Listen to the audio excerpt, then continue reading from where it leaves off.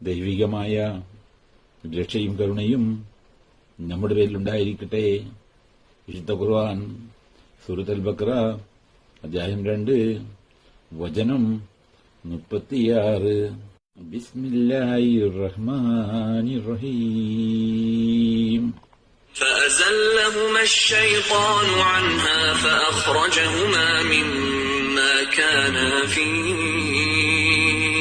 وقلنا اهبطوا بعضكم لبعض عدو ولكم في الأرض مستقر ومتاع إلى حين.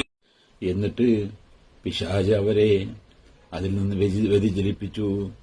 അങ്ങനെ അവർ രണ്ടാളും ഏതൊരു സ്ഥിതിയിലായിരുന്നുവോ അതിൽ നിന്നും അവരെ പുറത്താക്കി.